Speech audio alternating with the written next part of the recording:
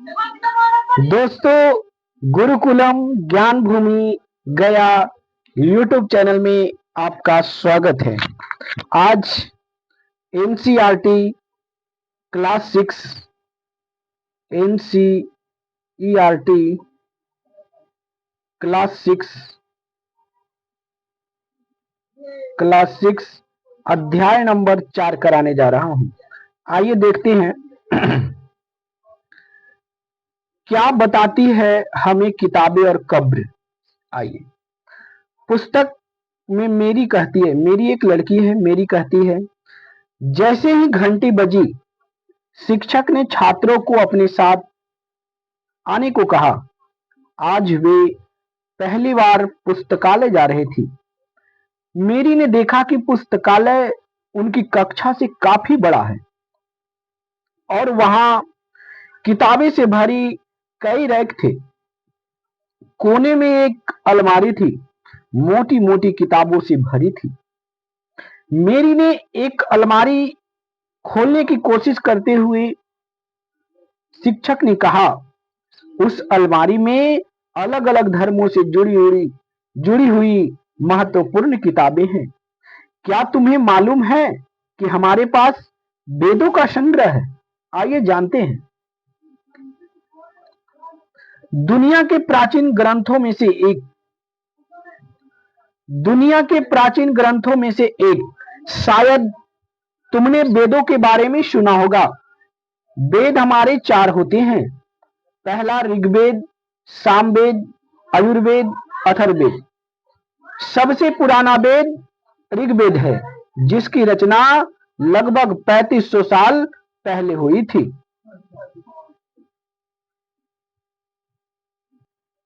ऋग्वेद की रचना लगभग आज से 3500 साल 3500 साल पहले हुआ था।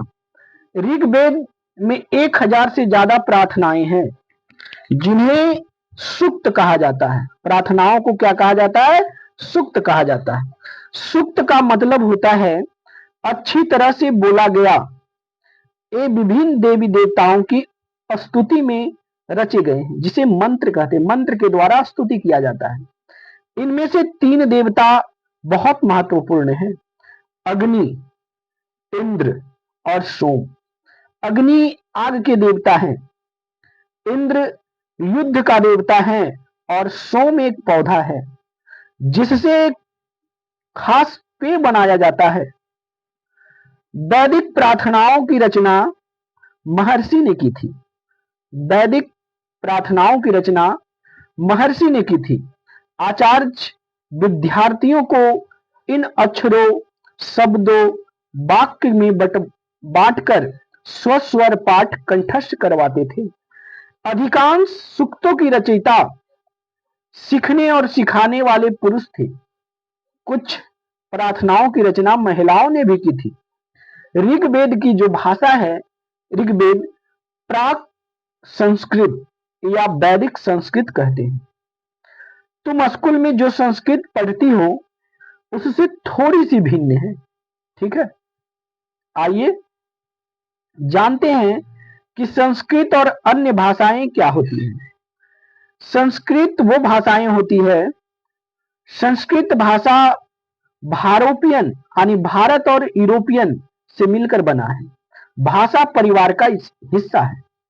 भारत की कई भाषाएं असमिया, गुजराती, हिंदी, कश्मीरी, सिंधी, एशियाई भाषाएं जैसे फारसी तथा यूरोप की बहुत सी भाषाएं जैसे अंग्रेजी, फारसी, जर्मनी, यूनानी, इतालवी, स्पेनिश आदि इस परिवार से जुड़ी हुई भाषा है। उन्हें एक भाषा परिवार इसलिए कहा जाता है क्योंकि आरंभ में उनमें कई शब्द एक जैसे थे। उदाहरण के लिए, जैसे संस्कृत में मातृ कहते हैं, मातृ मीन्स माँ होता है। मातृ संस्कृत में होता है, माँ हिंदी में होता है और मदर इंग्लिश में होता है। ये शब्द होता है। क्या तुम्हें इनमें से कोई समानता नजर आती है? आइए जानते हैं। उपमहाद्वीप में दूसरे भाषा परिवार की भाषा बोली जाती है। उदाहरण के लिए पूर्वोत्तर प्रदेश में तिब्बत बर्मा परिवार की भाषाएं होती है।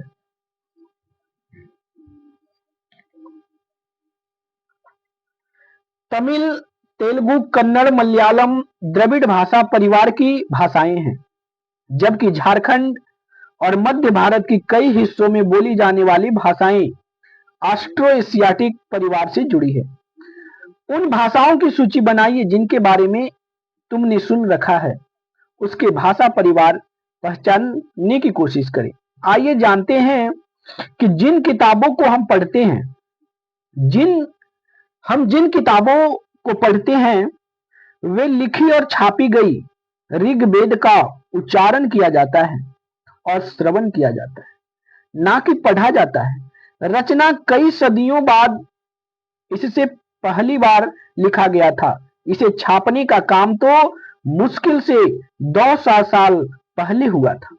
आइए पढ़ते हैं इतिहासकारों ने ऋग्वेद का अध्ययन कैसे करते थे। आइए जानते हैं। इतिहासकार पुरातत्ववेताओं की तरह ही अतीत के बारे में जानकारी इकट्ठी करते थे, लेकिन भौतिक अवशेषों के अलावा वे लिखित स्रोतों का भी प्रयोग करते थे। चलो देखते हैं कि ऋग्वेद का अध्ययन कैसे करते हैं। ऋग्वेद के कुछ सूक्त वार्तालाप के रूप में होता है। ऋग्वेद में कुछ जो सूक्त हैं, प्रार्थनाएं हैं, वो वार्तालाप के रूप में है। जैसे विश्वामित्र नामक एक ऋषि देवियों के रूप में पूजित दो नदियां ब्यास और सतलज के बीच यह संवाद एक ऐसी सूक्त का अंश है। महर्षि ऋषि विश्वामित्र और देवी के रूप में दो नदी के बीच वार्तालाप होती है, वही सूक्त का अंश है। आइए जानते हैं कि क्या वार्तालाप होता है। ठीक है, देखिए ऋग्वेद की पांडुलिपि एक पन्ना है।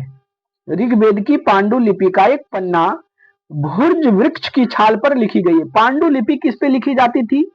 या तो ताड़ के पत्तों पर या तो भुर्ज की छाल पर। भुर्ज या भोजपत्र उसी को कहते हैं। भुर्ज की छाल पर लिखी यह पांडुलिपि कश्मीर में पाई गई थी।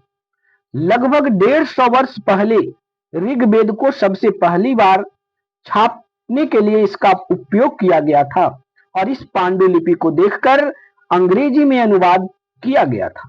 ठीक है, इस पुस्तकालय में सुरक्षित है। यानी पांडुलिपि जो अभी पुस्तक है ऋग्वेद का, वो पुणे महाराष्ट्र में एक पुस्तकालय में सुरक्षित है। आइए जानते हैं कि विश्वामित्र और नदी दोनों आपस में क्या बात करते थे। ठीक है, आइए जानते हैं, छोटा कर लेते हैं।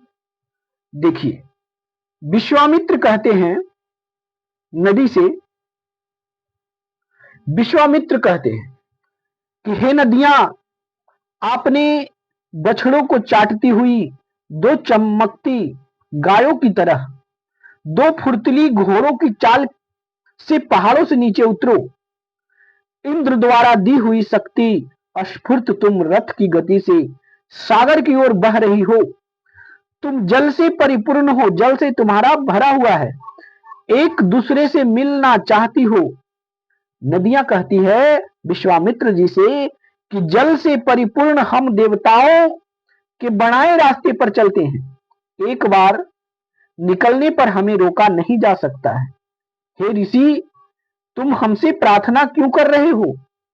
फिर विश्वामित्र जी कहते हैं कि हे बहनों, मुझ गायक की प्रार्थना सुनो। मैं रथों और गाड़ियों सहित बहुत दूर से आया हूं। कृपया करके आपने जल को हमारे रथों की गाड़ियां और धुरियों के ऊपर उठावे, ताकि हम आसानी से इस नदी को पार कर सके।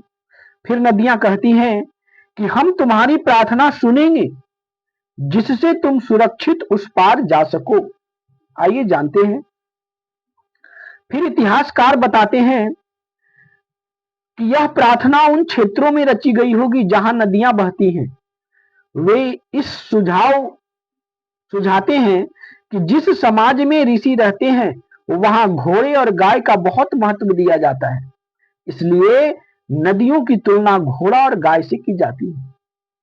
क्या तुम्हें लगता है कि रथ की महत्वपूर्ण थे? अपने जनाब अपने जवाब के लिए कारण बताओ। प्रार्थना की पंक्ति को दोबारा पढ़कर यह बताओ कि हम उनमें परिवहन के लिए किन किन साधनों का उल्लेख करते थे। ऋग्वेद की प्रार्थनाओं अन्य दूसरी नदियां खासकर सरस्वती और सिंधु और उनकी सहायक नदियां भी गंगा और यमुना का उल्लेख सिर्फ एक बार मिलता है। गंगा और यमुना का ऋग्वेद में उल्लेख एक बार मिलता है। सबसे पवित्र नदी सरस्वती नदी को माना गया है ऋग्वेद में। ठीक है, आइए आगे जानते हैं कि मवेशी, घोड़े और रथ क्या थे। देखिए, मवेशी, घोड़े और रथ। ऋग्वेद में मवेशियों, बच्चों और घोड़े के प्रति प्राप्ति के लिए अनेक प्रार्थनाएं होती थी। घोड़ा को लड़ाई में रथ खींचने के लिए काम में लाया जाता था। घोड़ा का काम क्या होता था कि युद्ध में रथ को खींचा जाए तथा इन लड़ाइयों में मवेशी जीत कर लाए जाते थे। लड़ाइयां वैसी जमीन के लिए लड़ी जाती थी जहां अच्छे चारागाह होता था, जहां पर जौ जैसी जल्दी तैयार हो जाने वाली फसल उगाया जाता था। कुछ लड़ाइयां पानी के स्रोतों के लिए होती थी, जहां लोगों को बंदी बनाने के लिए भी लड़ा जाता था। ठीक है, आइए युद्ध में जीतकर जीते गए धन का कुछ भाग। युद्ध में जीतकर जीते गए धन का कुछ भाग सरदार रख लेते थे तथा कुछ हिस्सा पुरोहित को दे दिया जाता था। शेष धन आम लोगों में बांट दिया जाता था। कुछ धन यज्ञ करने के लिए भी प्रयुक्त होता था। यज्ञ की आग में आहुति दे दी जाती थी। आहुतियां देवी देवताओं को दे दी जाती थी, जैसे घी, अनाज और कभी कभी जानवरों की आहुति दे दी जाती थी। अधिकांश पुरुष अधिकांश पुरुष इन युद्धों में भाग लेते थे। कोई अस्थाई सेना नहीं होती थी, लेकिन लोग सभाओं में मिलते जुलते थे और युद्ध और शांति के विषय में सलाह मशवरा किया करते थे। वहां ये ऐसे लोग को अपना सरदार चुनते थे जो बहादुर और कुशल योद्धा हो। ठीक है, आइए आगे जानते हैं कि लोग की विशेषता बताने वाले शब्द। लोग की क्या विशेषता बताता था। ठीक है, आइए जानते हैं। लोगों की विशेषता बताने वाला शब्द। ठीक है, लोगों का वर्गीकरण काम, भाषा, परिवार और समुदाय, निवास स्थान या संस्कृति परंपरा के आधार पर किया जाता रहा है। ऋग्वेद में लोगों की विशेषता बताने वाले कुछ शब्द को देखिए। ऐसे दो समूह हैं जिनका वर्गीकरण काम के आधार पर किया गया था, यानी समूह का वर्गीकरण काम के आधार पर किया जाता था। पुरोहित, जिन्हें कभी कभी ब्राह्मण कहा जाता था, वो तरह तरह के यज्ञ और अनुष्ठान करते थे, उन्हें ब्राह्मण कहा गया। दूसरे लोग जो राजा थे, वो वैसे राजा नहीं थे जिनके बारे में तुम बाद में पढ़ोगे।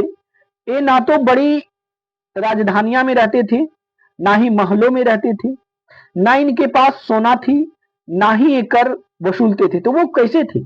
प्रायः राजा की मृत्यु के बाद उसका बेटा अपने आप ही शासक नहीं बन जाता था, वही राजा का बेटा राजा कहलाता था। ठीक है, पिछले अनुभाग को एक बार आप देखिए। पिछले अनुभाग को एक बार फिर से पढ़ो और पता लगाओ।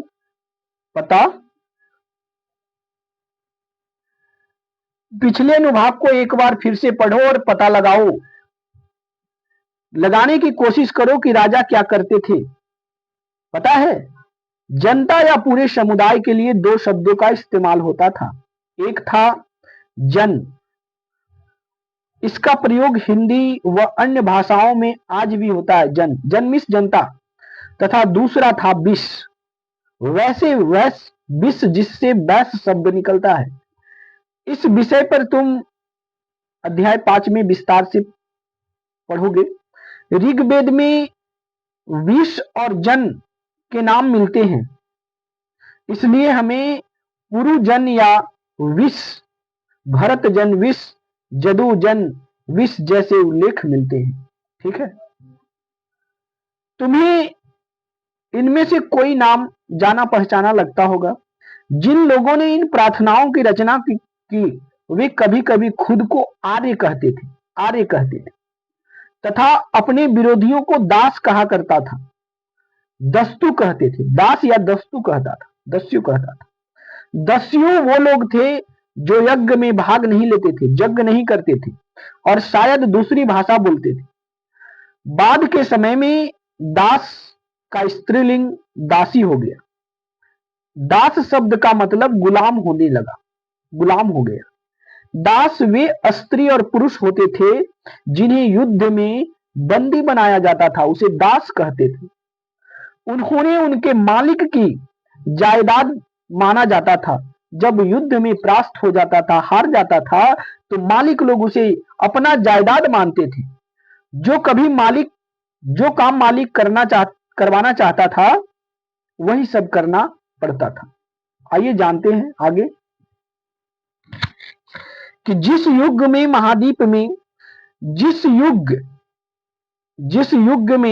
महाद्वीप के ऊपर पश्चिम में ऋग्वेद की रचना हो रही थी, उस समय दूसरी जगह एक अलग तरह का विकास हो रहा था। देखो वहां क्या हो रहा था। आइए खामोश प्रहरी की कहानी महापाषाण की जानते हैं। खामोश प्रहरी कहानी महापाषाणों की। अगले पृष्ठ में चित्र देखिएगा। ये शिलाखंड महापाषाण, महा मिस बड़ा और पाषाण मिस पत्थर, यानी बड़ा पत्थर नाम से जाना जाता था। ये पत्थर जो थे दफन करने की जगह लोगों द्वारा बड़े करीने से लगाए गए थे। महापाषाण कब्र बनाने की प्रथा 3000 साल पहले शुरू हुई थी। यह प्रथा दक्कन, दक्षिण भारत, उत्तर पूर्वी भारत और कश्मीर में प्रचलित था। ठीक है, आइए जानते हैं कि कुछ महत्वपूर्ण महापाषाण पुरास्थल मानचित्र 2 में दिखाए गए हैं।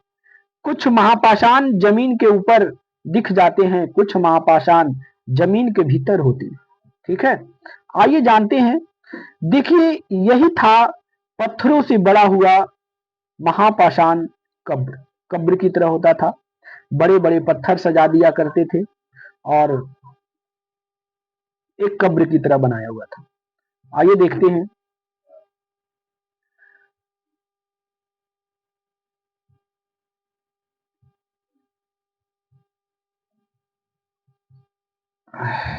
कई बार पुरातत्वविदों को गोलाकार सजाए हुए पत्थर मिले हैं, कई बार अकेला खड़ा हुआ पत्थर मिला।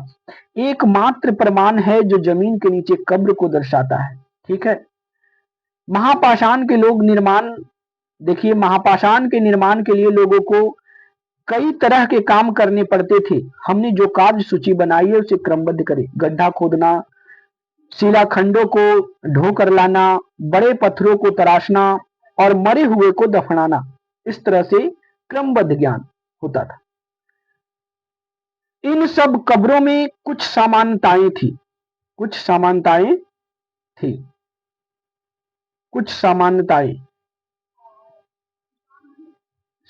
हैं। समानताएं मृतकों के खास किस्म की मिट्टी के बर्तन के साथ दफनाया जाता था, जिन्हें काले लाल मिट्टी के बर्तनों को ब्लैक एंड रेड वेयर कहते थे नाम से जाना जाता था।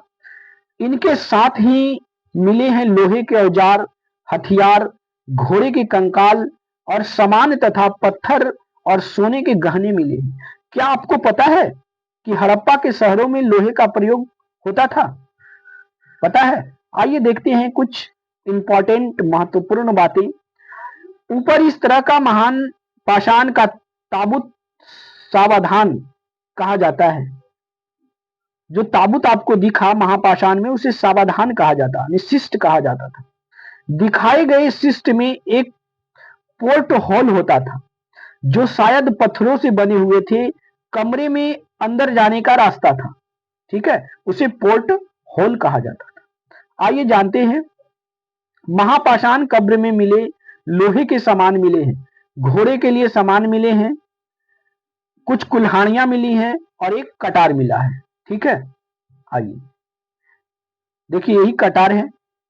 आइए अब क्या लोगों की सामाजिक असमानताएं के बारे में जानते हैं। लोगों की सामाजिक असमानताओं के बारे में पता करना। पुरातत्वविद यह मानते हैं कि कंकाल के साथ पाई गई चीज मरे हुए व्यक्ति को ही रही होगी। कभी कभी एक कब्र की तुलना दूसरी कब्र से की जाती है तो ज्यादा चीजें मिलती हैं। ब्रह्मगिरी एक जगह है जहां खोजे गए थे, ब्रह्मगिरी को खोजा गया था। यहां एक व्यक्ति के कब्र में 33 सोने के मनके मिले थे। कहां मिला था? ब्रह्मगिरी में। और शंख पाए गए थे। दूसरे कंकालों के पास सिर्फ कुछ मिट्टी के बर्तन पाए गए थे और यह दफनाए गए लोगों की हो सकती थी। सामाजिक स्थिति में भिन्नता को दर्शाता है। यह जो दफनाने के लिए मिलता था वो सामाजिक स्थिति में भिन्नता को दर्शाता था। कुछ लोग अमीर थे तो कुछ लोग गरीब थे, कुछ लोग सरदार थे तो दूसरे अनुयायी होंगे। आइए जानते हैं कि क्या कुछ कब्रगाह खास परिवारों के लिए थी। आइए जानते हैं। कभी कभी महापाषाण में एक से अधिक कंकाल मिले हैं। यह दर्शाता है कि शायद एक ही परिवार के लोग एक ही स्थान पर अलग अलग समय में दफनाया गया होगा। बाद में मरने के बाद लोगों को पोर्ट हॉल के रास्ते, कब्र में जाने का रास्ता था, पोर्ट हॉल के रास्ते कब्रों में लाकर दफनाया जाता था। ऐसे स्थान पर गोलाकार लगाए गए पत्थर या चट्टान, जिन्हें चट्टान चिन्ह का काम करते थे, जहां लोग आवश्यकता अनुसार शव को दफनाने दोबारा आ सकते थे, ठीक है। पोर्ट हॉल क्या था? कब्र में अंदर जाने का एक रास्ता था। आइए जानते हैं कि एक इमाम गांव एक विशिष्ट व्यक्ति का कब्र है। इनाम गांव को खोजो। यह भीमा की सहायक नदी घोड़ के किनारे एक जगह है।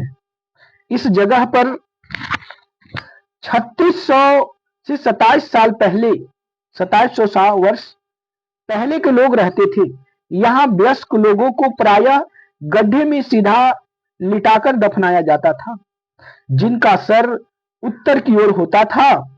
कई बार उन्हें घर के अंदर ही दफना दिया जाता था। ऐसे बर्तन जिनमें शायद खाना और पानी हो, दफनाए गए सबके पास रख दिए जाते थे। एक आदमी को 5 कमरे वाले मकान के आंगन में 4 पैरों वाले मिट्टी के एक बड़े से संदूक में दफनाया गया था। बस्ती के बीच में बसा यह गांव था। यह घर गांव से क्या था? यह घर गांव से सबसे बड़े घरों में से एक था। इस घर में एक अनाज का गोदाम भी था। सबके पैर मुड़े हुए थे। कहते हैं, क्या तुम्हें लगता है कि यह किसी सरदार के शव होंगे? अपने जवाब का कारण बताइए। नहीं। आगे देखिए, क्या बताता है कंकाल का अध्ययन करते हैं। क्या बताता है हमारे कंकाल के अध्ययन? छोटे आकार के आधार पर एक बच्चे की कंकाल आसानी से पहचाना जा सकता है, लेकिन बच्चे और बच्चियां की कंकाल बीच में बड़ा फर्क होता है। क्या हम यह पता कर सकते हैं कि कंकाल किसी पुरुष का था या स्त्री का?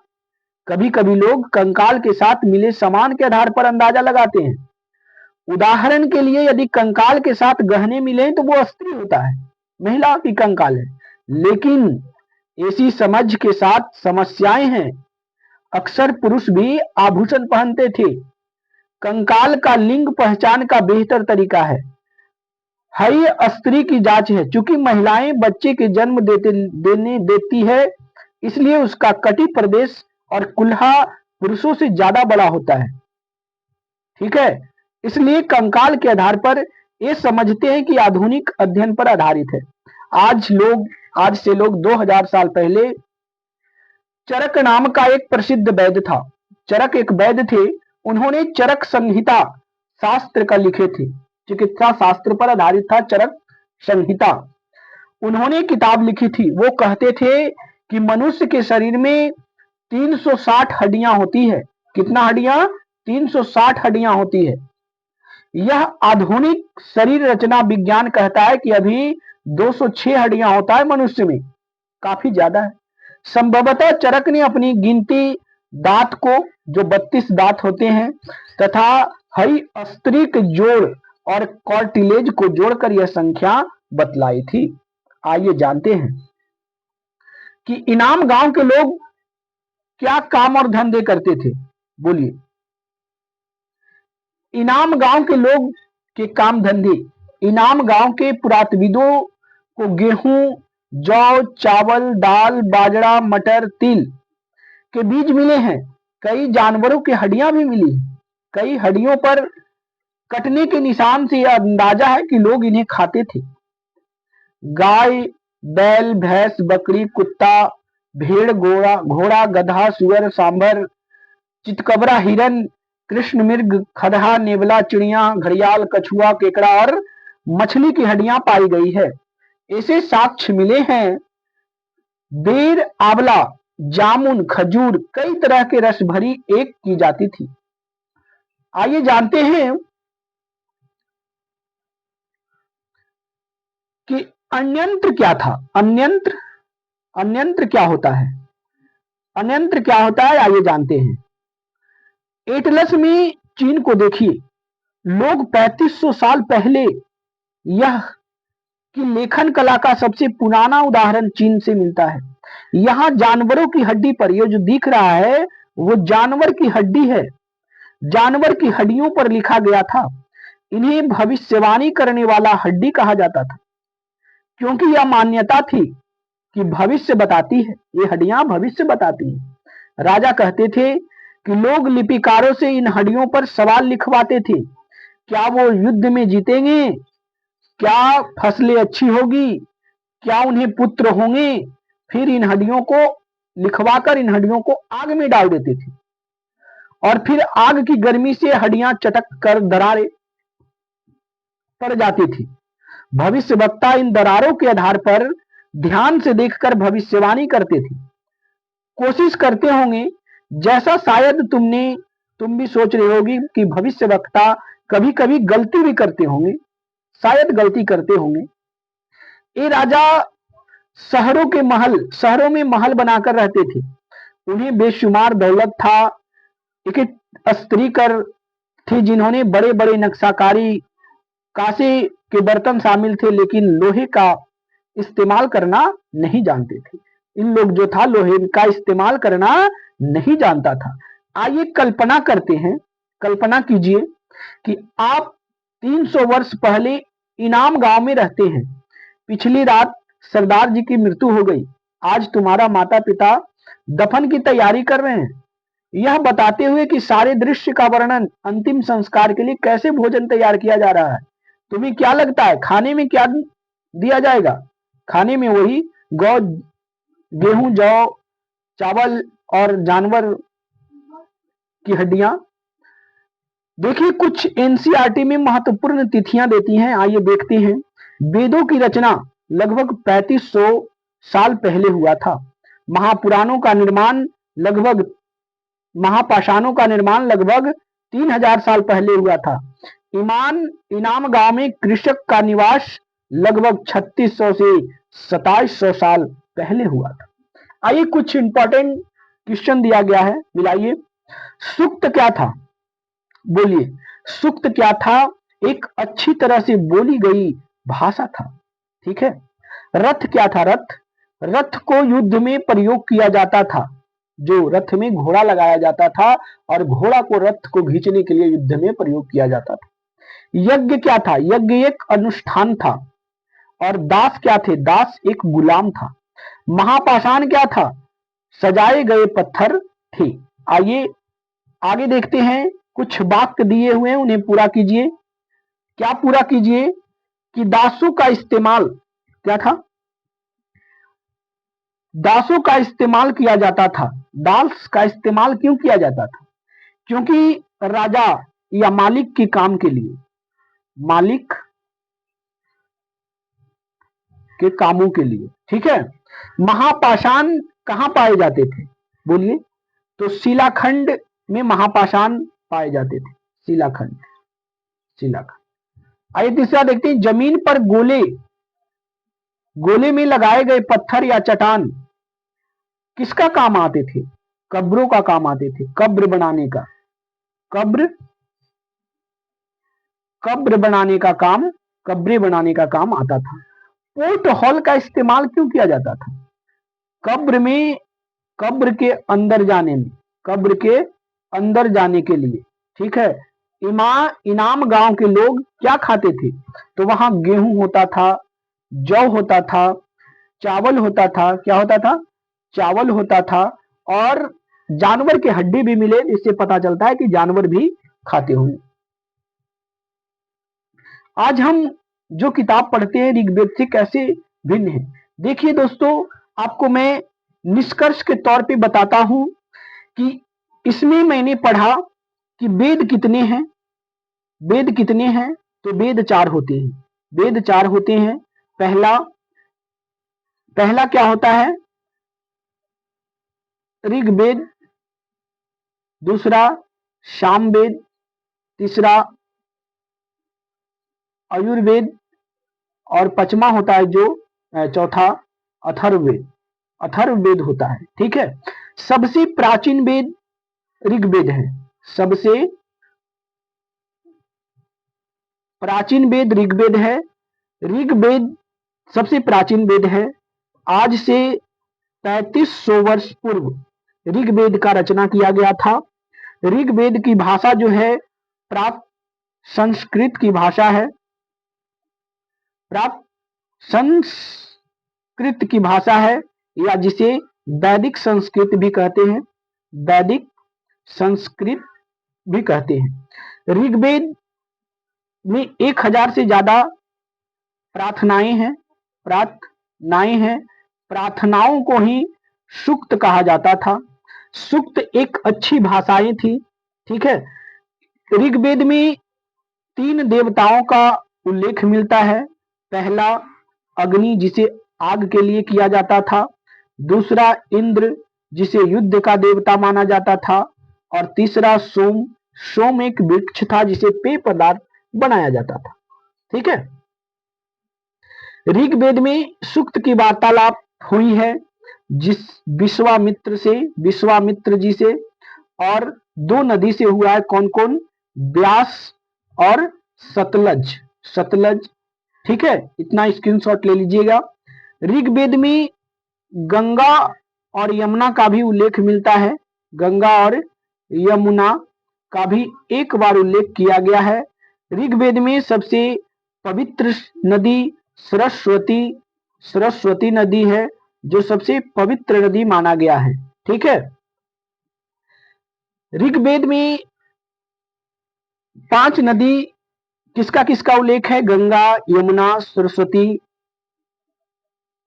ब्यास और सतलज, ब्यास और सतलज, सतलज नदी का उल्लेख है। इसमें ऋग्वेद में और क्या मिला था? इसमें 2 समूह को बांटा गया था। क्या था? 2 समूह को काम के आधार पर बांटा गया था। पहला जो था वो पुरोहित था। क्या था? पहला पुरोहित, और दूसरा राजा। एक था, मिलता है कि जन, और तीसरा, चौथा जिसे कहते हैं विष। जन के मतलब जन प्रतिनिधित्व, और विष के मतलब वैश्य, जिसे वैश्य का मिलता है, ठीक है, वैश्य मिलता है। पुरोहित को ही ब्राह्मण कहते थे, जो यज्ञ का काम करता था, यज्ञ और अनुष्ठान का काम करते थे।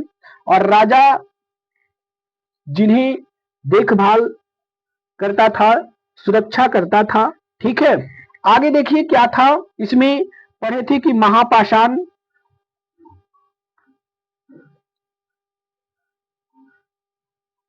महापाषाण कब्रें मिले हैं, महापाषाण कब्रें मिले हैं। बनाने की प्रथा जो थी वो 3000 वर्ष पूर्व मिली है, ठीक है, पूर्व मिली है। एक कब्र दक्षिण भारत, उत्तर पूर्वी भारत और कश्मीर से मिले। मृतकों की जो मृतकों की खास किस्म की मिली है, जिसे मिट्टी के बर्तन से बनाए जाते थे, दफनाया जाता था, जिसे क्या कहते थे, ब्लैक यानी काली लाल मिट्टी, black and red red ware कहते थे, ठीक है। एक ब्रह्मगिरी जगह है, ब्रह्मगिरी एक जगह मिला था जहां एक कब्र में क्या मिला था, एक कब्र में 33 मनके मिले थे, 33 मनके, जो किसका था, सोना का था। और एक शंख मिला था, ठीक है, शंख मिला था। आगे मिलता है कि चरक एक आयुर्वेद वैद्य था, चरक एक वैद्य थे जिन्होंने चरक संहिता लिखा था, जो चिकित्सा से संबंधित था। इन्होंने चरक संहिता में कहा था कि मनुष्य के 360 हड्डियां होती हैं, 360 हड्डियां होती हैं, जो दांत और अस्त्री का कार्टिट मिलाकर होता है। आगे पढ़े थे कि दास का उदय, दास कैसे होता था। तो दास का इस्तेमाल जो भी युद्ध में हारे गए लोगों को दास कहा जाता था। और दास का प्रयोग जो करते थे मालिक जो होता था, वो अपना काम के लिए दासों का प्रयोग किया करता था, ठीक है।